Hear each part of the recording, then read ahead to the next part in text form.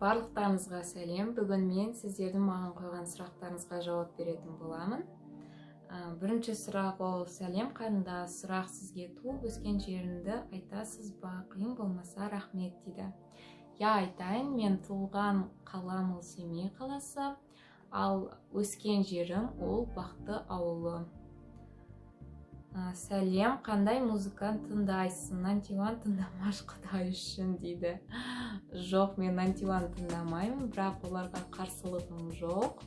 Ол жақсы жігіттер, олардың әндері де, олар талпынып өз әндерін шығарып жатыр. Ал қандай музыка тыңдайсың деген айтатын болсақ, бір арнайы бір бағытым жоқ музыкаға, мен әртүрлі музыка тыңдай беремін. Келесі сұрақ: жарайсың, күшті видео болды, маған ұнады. Рахмет сізге үлкен. Мектепте оқисың ба, сосын нешінші сынып оқисың дейді. Жоқ, мен мектепті бітіріп кеткем, бірақ алғашқы видеомды түсірген кезде мен 11 оқыған болатынмын. Неге қыздармен бірге жүрмедің? Бәрі сені бөле ма дейді. Жоқ, әрине ешкім мені бөлмейді. Мен ондай адамды да кездес көрмедім, мені бір бөліп, менімен араласпай жүрген ондай адам жоқ мүлдем. Келесі сұрақ: на русском умеешь дейді. Әрине, мен орысша білемін, өзімнің тілім болғаннан кейін. Сіздерде карантин емес па не? Біз онлайн үйде оқимыз ғой дейді. Әрине, бізде онлайн, біз үйде оқып жүрміз. Сіздерге айтқым келгені: сәл шыдай тұрыңыздар, үйден шықпаңыздар, бәрі жақсы болады деп сенемін. Сенен өтініш: қалаға келгенде орысша сөйлеп кетпеші, қазақшаны ұмытып оқ дейді. Әрине, мен қазақшаны ұмытпаймын, өйткені мен қазақ группасында оқимын, және де менің достарым бәрі қазақ, сол үшін ұмытпаймын. Қазақтар ренжіте ма, соны айтшы, қарым-қатынасың қалай қазақтармен, жақсы жаман дейді. Ұқсас сұрақ. Жоқ, мен қазақтармен барлықтарын білем, толықтай араласамын.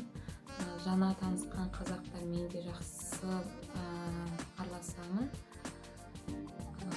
Айтқым келгені: жаман адам жоқ бұл өмірде.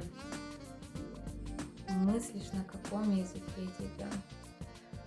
Негізінде сөйлегеніме байланысты. Қазақша сөйлесем қазақша ойланамын, ал орысша сөйлесем орысша ойланамын. Басқа әлеуметтік желі бар ма, соцсет дейді. Әрине бар, мен TikTok'та бармын, және де Instagram'да бармын. Мен оларды жақын арада дамытуға тырысамын. Сол үшін тіркеліңіздер, осы описанияда қалдырып кетемін. Сұлу қыз екен, Вика. Рахмет сізге. Болашақта жақсы журналист шығатын сияқты дейді. Мен негізінде журналистикаға бармақшы болғанмын, бірақ та соңғы жылдары мен өзіме сенімсіз болдым да, содан кейін ауысып кеткен болатын басқа мамандыққа. Сонда маман мен папаң қазақша білмей ме? Жалпы жарайсың, бақытты бол дейді. Рахмет, сіз де бақытты болыңыз. Мен ата-анам орысша білмейді, бірақ түсінеді. Неге қарлығаш? Виктория деген жеңіс қой, сәттілік дейді. Рахмет. Неге қарлығаш? Мен кішкентай болғанда бір 7-ші сынып сондай оқыған кезде бізге бір Замин ағам мұғалім келген болатын. Сол кезде мен ылғи атымды атайтын, бірақ ол жаттай алмай қалатын оны, сол үшін айтты: сені қарлығаш деп атайық деп. Содан бері сол ат пайда болды. Сен көзілдірік киесің ба не дейді. Негізінде көзілдірігім бар, бірақ оны тақпай жүрмін. Негізінде тағу керек. Ал енді сіздерге рахмет, комментарийлер күтті. Осы видеоның астында тағы да сіздерді қызықтыратын сұрақтар болса, оларға келесі видеоларда жауап беретін боламын. Ал қазір сіздерге айтқым келгені, менің каналыма лайк басып және де тіркеліңіздер. Рахмет үлкен алдын ала.